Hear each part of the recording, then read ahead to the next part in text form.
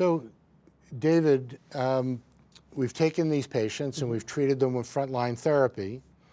And in good and intermediate prognosis patients, by and large, a little bit less than a year before we have to start thinking about next choices. Right. In poor prognosis patients, obviously less. But let's look at the good and intermediate prognosis patient primarily. And I want to start by asking you not just about the choice of your second line agent, but how do you decide, what are the criteria that you use to decide progression? When is a person, because in a clinical trial it's really objective Right. and it's very granular, but when we're sitting in front of a patient talking about a couple millimeter change on an imaging evaluation, is that really clinical progression? And so help me understand, and Eric and Tom weigh in, when is progression, and when does a therapy need to be changed? Right. I mean, from my perspective, I'm not in a hurry to go from treatment A to treatment B. And so to me, it's all about extending the patient's life as much as possible. As we talked about earlier, that often means waiting to start treatment, because as soon as you start, the clock is starting on resistance. But it also means trying to treat through some progression. So for example, we talked earlier about, say, a new bone lesion. If I see that and we can treat it locally, either with radiation or surgery, I'll often continue to treat through that. Other places of symptomatic progression is a clear cutoff, to switch. But I don't strictly go by a percentage increase. It's more of a feel about the pace, not only amount of change, but the pace of change, knowing that we have active agents to switch people to. It's not, my practice, I guess, is not as rigid as it would have been in the clinical trial setting. Let me get Eric and Tom to weigh in and see if we can build some consensus. Eric, your thoughts about those decision-making about progression? Absolutely. If you have existing disease that's not hurting the patient and grows beyond 20%, and the patient feels very well, there's really no reason to switch that person. Bone seems to have its own mind. Bone metastases, if they start developing, I mean, you can switch within class or between classes of anti-angiogenic or mTOR inhibitors. You're probably not going to change the dynamics of that bone progression. So you clearly have to address that as well. So I think looking at the entire patient is critical. And Tom? I absolutely agree. I think you've got two major classes. You've got new lesions and you have growth in existing lesions, and the ultimate goal for the patient is going to be prolonging survival with the best quality of life. And so if you have them on a therapy, which seems to be accomplishing that, and you're not having spread of the cancer to new areas of disease and its slow growth, then oftentimes we'll continue that, milk out the best we can, because there's no guarantee when you go into the second line that it's going to be a tolerable agent for them. Right. And it's going to work. And I think as you move from first, second, third, fourth line, the goals of therapy for the patient absolutely change. In the first line, they absolutely want efficacy. We've done surveys of patients. They want tumor shrinkage, and they're willing to compromise side effects for tumor shrinkage. As you start getting further out into lines of therapy, that becomes less and less. And I think what we're accomplishing with our agents is really not tumor shrinkage, right. Stable disease. Mm-hmm. So I think that's a great summary. So David, back to you. So we've defined the population of patients that we think are really progressing, right. And a change in therapy is necessary. And I think for the practicing oncologists, it's absolutely critical that they revisit that decision-making, yep. and where it fits, not just in terms of imaging, but in terms of the context for the patient and what the patient's goals are. Mm-hmm. So now we have a lot of complicated data to review. Right. We know that from the AXIS trial, that axitinib in second-line therapy is effective, mm-hmm. and approved. Right. We know from Record 1 that mTOR inhibition and, in quotes, switching of class, mm-hmm. accomplishes something with respect to progression-free survival. How do you make the call? How do you decide, and how do you proceed? Right. Well, it's a difficult decision, and people might give different answers based on their experience, I think. In general, I look at a couple of factors. How well did they tolerate the initial treatment, which is often a VEGF TKI? So if they tolerated it well, I'm much more likely to stay in class when I switch, Also, how long were they on that previous benefit? Most of us think of most kidney cancer as a VEGF-driven disease, so many of us will want to stay in class for that reason. And I think there's randomized data that supports that. I mean, Tom can talk about that because he helped generate it.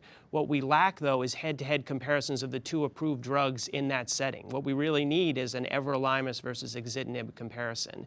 In the trials that you mentioned, they both got us about 4 or 5 months on average from a progression-free survival standpoint. So that would almost make you think maybe they're equivalent. Based on some other trials, that probably isn't true, at least in my opinion. I think VEGF for the average person is probably a better way to go. But ultimately, defining who benefits from mTOR is essential, because there are patients who get a long benefit and often feel better when you switch to mTOR from a side effect point of view. I'd love to know who those patients are before I made the switch. And you want to think that maybe from what we've learned from the TCGA analysis of the, from kidney tumors, that we might be able to look at the genetics or the gene expression of these tumors and predict who might be more sensitive to mTOR inhibition. I know that's something that Eric has looked at. So I want to push you a little bit and ask you to try and integrate the lenvatinib data from ASCO 2015 into that conversation. So my view of that data, granted, Tom pointed out there seems to be a benefit from lenvatinib versus with everolimus compared to either agent alone.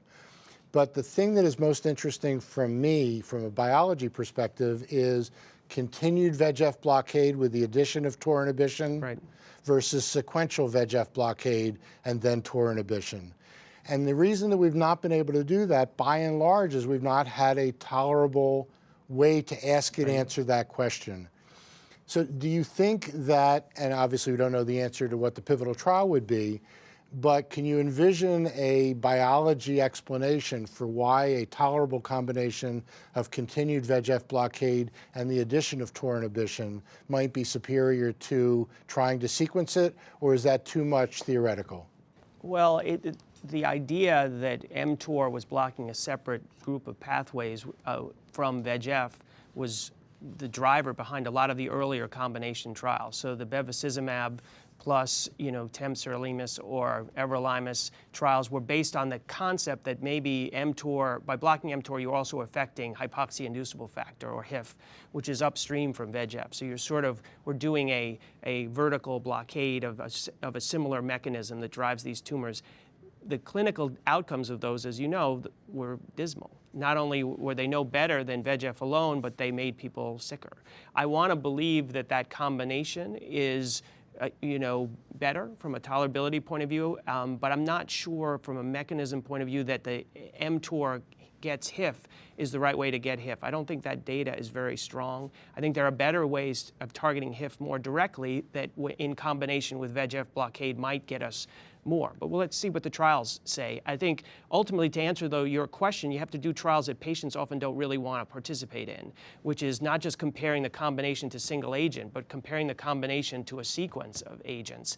And we've struggled in kidney cancer, as you know, to get patients to stay on those trials long enough to really answer the question. And Tom, I mean, you're the principal investigator of the Intersect trial. And that tried to get at some of this information. And why don't you share those results and how you integrate that into your practice? Yeah, absolutely. So I agree with everything that David said. Clearly, there's an ongoing kind of controversy or debate as to what's the best way to proceed. But I agree with him that the preponderance of the evidence supports the VEGF to VEGF sequence for clear cell. And everolimus does work in a small group of patients that we really need to further define. So back in 2008, before there was widespread availability of axitinib, and really just as everolimus was entering the scene as an mTOR inhibitor for use, is when Intersect was designed. And it was a trial that took patients that were sunitinib refractory, clear cell, non-clear cell histologies. You didn't have to have a nephrectomy, yet most did, and randomized them to either receive the mTOR inhibitor of the day, temsirolimus, which was given IV weekly at its FDA-approved dose, versus sorafenib at its FDA-approved dose of 400 milligrams twice a day. And to be honest with you, in 2008, that was the right design.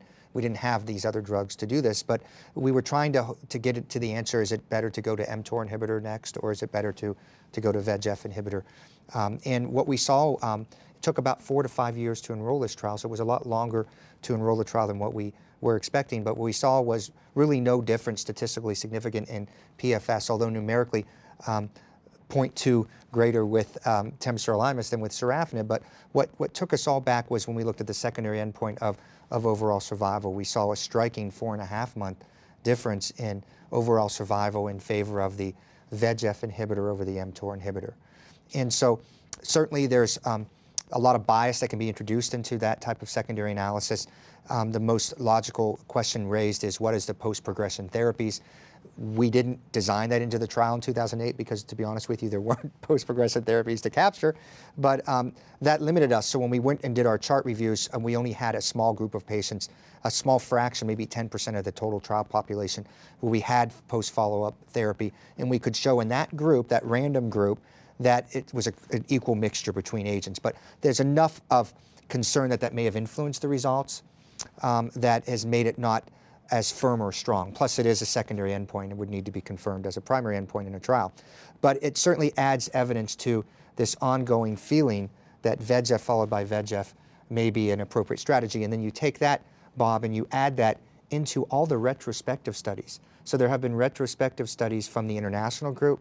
There's been retrospective studies from across, from Canada, from a European group, and recently at GU ASCO last year, we saw a retrospective from the Italian group where they actually showed what a lot of us feel, which is that VEGF followed by VEGF produces greater benefit to patients than VEGF followed by mTOR. And then to seal the deal for me was the fact when I had analyzed record 1 and I realized that a majority of the patients were 3rd, 4th, and 5th line. And then I look at the PFS from those subgroups and find that they're around 4 months. Mm-hmm. So you don't lose efficacy of mTOR by pushing it into later line.